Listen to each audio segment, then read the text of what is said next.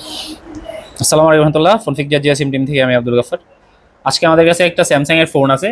Most common issue ফোনটার মধ্যে হচ্ছে আমাদের চার্জিং রিলেটেড, চার্জিং টেম্পারেচার সমস্যা।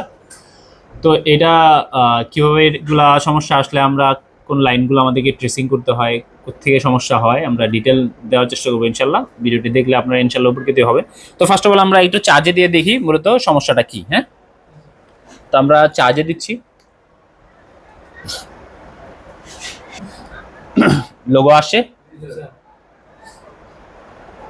সামনে এসো। হ্যাঁ ইব্রাহিম, স্পষ্ট যেন বোঝা যায়।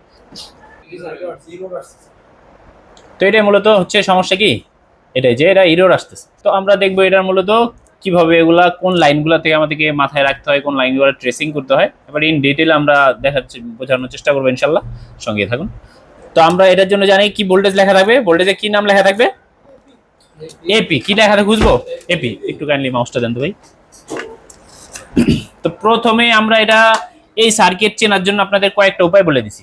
একটা হচ্ছে যদি আপনি ট্রেসিং করে খুঁজতে চান তাহলে আপনি এপি ভোল্টেজ খুঁজবেন। এপি ভোল্টেজ দুই তিন জায়গায় থাকতে পারে, কিন্তু আপনি সিঙ্গেল যে ভোল্টেজটা পাবেন এইটাকে আপনি টার্গেট করবেন। এটা সাধারণত 1.8 ভোল্টেজই হবে। ওকে, ইন ভোল্টেজ। আরেকটা বলে দিছি, এটা হচ্ছে আমাদের স্কিমেটিক থ্রু যদি আপনি খুঁজতে চান। ওকে, তো এইখান থেকে আপনি খুঁজবেন নিচেরটা, যেহেতু স্কিমেটিক থাকে না। তো নিচেরটার জন্য আপনাকে এভাবে ট্রেসিং করে যে উপরে রিবনে কত নাম্বারে, নিচের রিবনে কত নাম্বারে, এরপরে আপনি বিট মুভে খুঁজবেন কোন কোন কম্পোনেন্ট আছে। এরপর আপনি দেখবেন নিচে আর ওয়ানে ভোল্টেজ আসতেছে কিনা। এই এই সার্কিট সলভ করার জন্য আমাদের 100% জানতে হবে ডিভাইডার সম্পর্কে ভালো ধারণা, মানে রেজিস্টার সম্পর্কে ধারণা থাকতে হবে এবং রেজিস্টারের ডিভাইডার সার্কিট সম্পর্কে ধারণা থাকতে হবে। যদি না থাকে তাহলে কিন্তু আমরা এই সার্কিট শুনবো কিন্তু আর বুঝবো না, অ্যাপ্লাই করতে পারবো না, কারণ আসলে জানাই নেই, মূল প্রসেস জানা নেই। তো এর জন্য অবশ্যই রেজিস্টার সম্পর্কে ভালো ধারণা থাকতে হবে। তো আমরা স্কিমেটিক থ্রু দেখছি যে আসলে এখানে আমরা যেটা দেখছি এপি ভোল্টেজ খুঁজতেছিলাম। কি খুঁজতেছিলাম?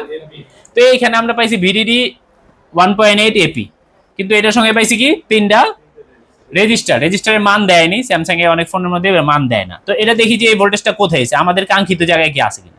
তো এটা একটার মধ্যে আসছে, এখানে কাছে দেওয়া আছে, এটা দেওয়া আছে অক্টা কানেকশন ডিটেক্টর। ওকে, অক্টা কানেক্টর ডিটেকশন। এটা আমাদের জরুরি না, এটা আমাদের কাঙ্ক্ষিত না। এরপরে আরেকটা কানেকশন আসছে, এখানে যদি দেখি এটা লেখা আছে গ্রিপ আইএনটি, গ্রিপ সেন্সরের জন্য আসছে এটা। এরপরে আরেকটা যদি দেখি এটা নিচে চলে গেছে একবারে, এটা আসছে কি সিম ডিটেকশন। এইখানে নিচে আছে যদি দেখি এটা, এখানে শেষ লাইন শেষ একটা ক্যাপাসিটার। এরপরে যদি দেখি আরেকটা এপি আছে, এখানে কি আছে, এপি আছে, ভিডিডি 1.8 এপি। ওকে, তো এইটা ভোল্টেজটা যদি দেখি এটা কোথায় গেছে, তো এইখানে একটা ক্যাপাসিটার আছে, আর এই ভোল্টেজের সঙ্গে আর কেউ যুক্ত নেই, সরাসরি কানেক্টরে ঢুকেছে। তো এইটাই হতে পারে আমাদের কাঙ্ক্ষিত ভোল্টেজ। ওকে, তো আমরা এইটাই খুঁজবো যে এই ভোল্টেজটা, প্রথমত দেখবো কি ভোল্টেজ আছে কিনা।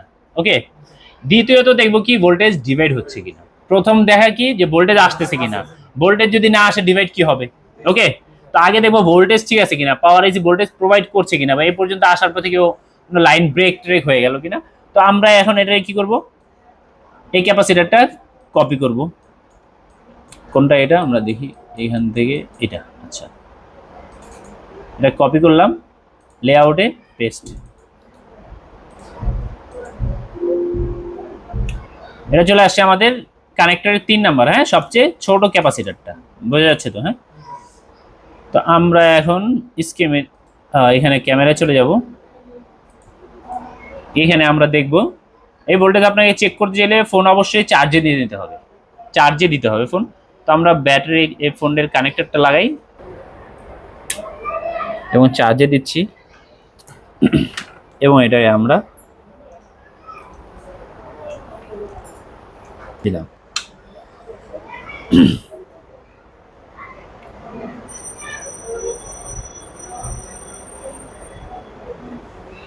এবার আমরা এখানে এটা চেক করি। এটা কানেক্টরের কারণে দেখা যাচ্ছে না, কিন্তু আমাদেরকে বুঝিয়ে নিতে হবে। এটা হচ্ছে 1 নাম্বার, 2 নাম্বার, এই মাঝখানে হচ্ছে 3 নাম্বার। ওকে, নিচে হচ্ছে এটা চার্জিং সেকশন অ্যাক্টিভ না হলে, ঠিক এটা চার্জিং সেকশন অ্যাক্টিভ না হলে ভোল্টেজ পাওয়ার এসি প্রোভাইড করে না। তো এতক্ষণ ভোল্টেজ আসতেছিল না। তো ভোল্টেজ এখানে দেখা যাচ্ছে ভোল্টেজ আছে। তো এখন প্রশ্ন হচ্ছে ভোল্টেজ নিচে যাচ্ছে কিনা। ওকে, নিচে যাচ্ছে কিনা, যদি নিচে যায় তারপরে ভোল্টেজ ডিভাইড হচ্ছে কিনা, এইটুকু আমাদেরকে বুঝতে হবে। তো এটা যদি আমরা স্কিমেটিক থ্রু আসার চেষ্টা করি তাহলে নিচের থেকে আমরা এভাবে বিপ মোডে আমরা এটাই আস্তে আস্তে ট্রেসিং করে নিচে আসতে পারবো, নিচে কোন নাম্বার। আর যদি আমাদের অভিজ্ঞতা থাকে সার্কিট চেনার, তাহলে আমরা সহজে চিনতে পারবো যে এখানে যেটা আমরা আপনাদেরকে দেখাইলাম, আশা করি ক্লিয়ার হয়ে গেছে যে কিভাবে আমরা চিনবো। সেটা হচ্ছে প্রথম আমরা দেখবো হচ্ছে এটার কোন সার্কিট হতে পারে। তো এটা পাশাপাশি দুইটা রেজিস্টার থাকবে, পাশাপাশি দুইটা রেজিস্টার থাকবে R1 এবং R2। R2টা অবশ্যই কি থাকবে আমাদের গ্রাউন্ড থাকবে, কি থাকবে এক পাশ গ্রাউন্ড থাকবে। এবং আরেকটা বিষয় বললাম যে R2 অবশ্যই কি থাকবে থার্মিস্টার থাকবে, কি থাকবে থার্মিস্টার থাকবে। তো থার্মিস্টার আমরা কি চেক করতে পারি, থার্মিস্টারে আমরা দেখতে পারি যদি থার্মিস্টার কনফার্ম হওয়ার জন্য আমরা দেখবো যে প্রথম যেটা ভ্যালু আসতেছে হিট দিলে ভ্যালু কমে যাবে, যদি কমে যায় তাহলে 100% এটা থার্মিস্টার। ওকে, তো যাদের অভিজ্ঞতা আছে দেখলে বুঝে যাবো, আর যাদের অভিজ্ঞতা নাই অনেক সময় কয়েল না থার্মিস্টার বুঝতে পারবো না। কয়েল হলে তো আর ভ্যালু নাই, আর যদি থার্মিস্টার হয় তাহলে এটা কি ভ্যালু আসবে। তো আমরা এটা দেখি যে এটা ভ্যালু আছে কিনা। প্রথমত আমরা দেখবো যে এখানে খুঁজবো সার্কিট কোনটা হইতে পারে। তো এখানে যদি দেখি আমরা দুইটা রেজিস্টার আছে এখানে পাশাপাশি, কিন্তু এটা কি এটা আমাদের ডিভাইডার সার্কিট, আমরা ডিভাইডার সার্কিট বলছি যে যেটা থার্মিস্টার এটা পেড একটু মোটা থাকে ওকে।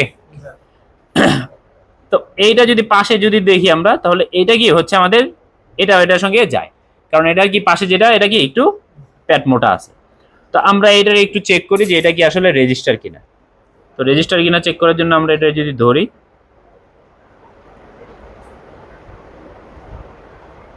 কত আসছে 62।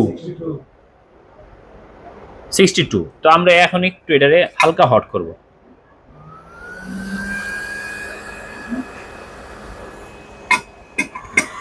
তো হট করে এবার আমরা এটারে দেখি কমে গেছে, তার মানে 100% এটা আমাদের থার্মিস্টর। তাহলে এইটাই আমাদের সেই সার্কিট, যে সার্কিট আমরা খুঁজতেছি। তো এটা আমরা ট্রেসিং করেও খুঁজতে পারি, আর যদি অভিজ্ঞতা থাকে তাহলে আমরা এমনিও বুঝে নিতে পারবো কোথায়। আর সর্বোচ্চ আমরা এই টেস্টগুলো যদি করি দুইটা রেজিস্টার পাশাপাশি, থার্মিস্টারটা একটু বড় সাইজ থাকবে এবং থার্মিস্টারটা কি হবে মান হিট দিলে কমবে। তো এটা একটা তো আমরা চিনে গেলাম। তো এখন আমরা এখানে চেক করবো এখানে 1.8 ভোল্টেজ R1 এ আসতেছে কিনা এবং R2 ডিভাইড হচ্ছে কিনা। তো এই জন্য আমরা সেম টু সেম কন্ডিশন আমাদেরকে চার্জে দিতে হবে ফোনটা।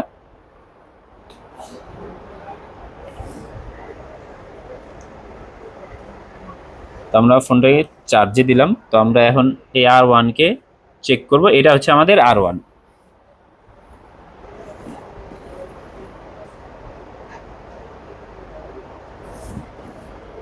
তো এটা হচ্ছে আমাদের R1, এটা হচ্ছে R2। R1 এ এখানে আমাদের ভোল্টেজ আসার কথা, কত ভোল্টেজ আসতেছে কত আসার কথা আসার কথা 1.8, কিন্তু আসতেছে কি 1 ভোল্টেজ। আর আমাদের এখানে যদি দেখি অপোজিটে ভোল্টেজ ডিভাইড পাবো, কত পাচ্ছি, তার মানে ভোল্টেজ ডিভাইড হচ্ছে। ভোল্টেজ কি হচ্ছে ডিভাইডেড সার্কিটে সমস্যা নেই, সমস্যা হচ্ছে আমাদের ইন ভোল্টেজ কম আসতেছে, ভোল্টেজ কোনো জায়গায় লিকেজ হচ্ছে, কোনো জায়গায় ভোল্টেজ আটকে থাকার কারণে কম আসতেছে। তো এটার মধ্যে কিন্তু অলরেডি আমরা মানে লজিক চেঞ্জ করা অলরেডি কি, তার মানে লজিক থেকে সমস্যা না, কোথায় সমস্যা না, লজিক থেকে সমস্যা হলে টেকনিশিয়ানদের কাছে হয়ে যায়, কারণ লজিক অ্যাভেলেবেল পাওয়া যায়, চেঞ্জ করে ফেললাম। কিন্তু এটার মধ্যে লজিক থেকে সমস্যা না, কারণ লজিকে তো ভোল্টেজ আমরা দেখতেছি কি ডিভাইডার সার্কিট ওকে আছে। ডিভাইডার সার্কিট যখন সমস্যা থাকে তখনই কি মূলত লজিক চেঞ্জ করলে সমস্যা সমাধান হয়ে যায়। কিন্তু যখন আমাদের ডিভাইডার সার্কিট ওকে থাকে মানে লজিক ওকে থাকে, তারপরে তখন আমরা লজিক চেঞ্জ করলে হবে না, কারণ লজিক তো অলরেডি কি ওকে আছে। তো এটার মধ্যে আমরা কি সমস্যা পেলাম, যে ভোল্টেজটা উপরে আছে এই ভোল্টেজটা নিচে আসতেছে না, নিচে আসতেছে কিন্তু ভোল্টেজ কি আসতেছে কম আসতেছে। তো এখন আমরা যেহেতু উপরে সার্কিট পেয়ে গেছি, তো ওপর থেকে একটা লাইন জাম্পার করে আমরা নিচে দিয়ে দিব। উপরে কি করবো, জাস্ট একটা লাইন জাম্পার করে নিচে দিয়ে দিব এবং দেখবো আমাদের এইটা সমাধান হয় কিনা। ওকে, তো আমরা উপরে তো পেয়ে গেছিলাম হচ্ছে এখানে,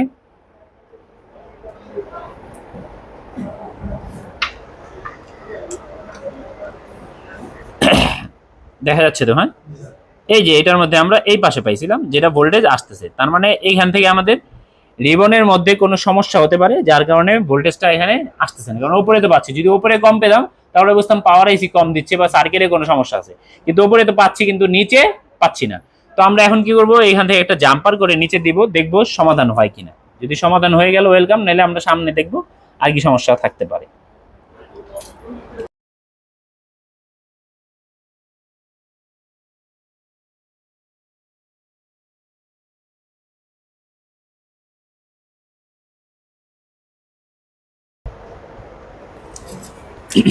এবার আমরা এটাকে চার্জে দিই,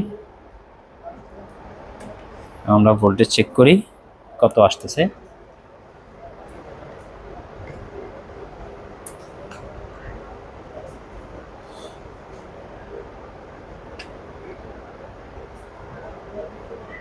ওয়ান 0.6। ওকে, এবং আমরা দেখি যে আমাদের এটা সমাধান হচ্ছে কিনা, আমাদের এটা পার্সেন্টেজ আসতেছে কিনা। এবং এররের কারণে ফোনটা চালু হইতেছিল না। তো আমরা এখন একটু দেখি যে এটার সমাধানটা হচ্ছে কিনা। তো আলহামদুলিল্লাহ পার্সেন্টেজ চলে আসে। তো এটার কারণে কিন্তু এই ফোনগুলো অনও হয় না। এরর সমস্যা এখনকার স্যামসাং ফোনগুলোর মধ্যে যদি এরর সমস্যা আসে অনও হয় না, যার কারণে ফোন অনও করা যাচ্ছিল না। তো এবার আমাদের এটা সমাধান হয়েছে, আমরা আবার খুলি, আবার খুলে আবার লাগি।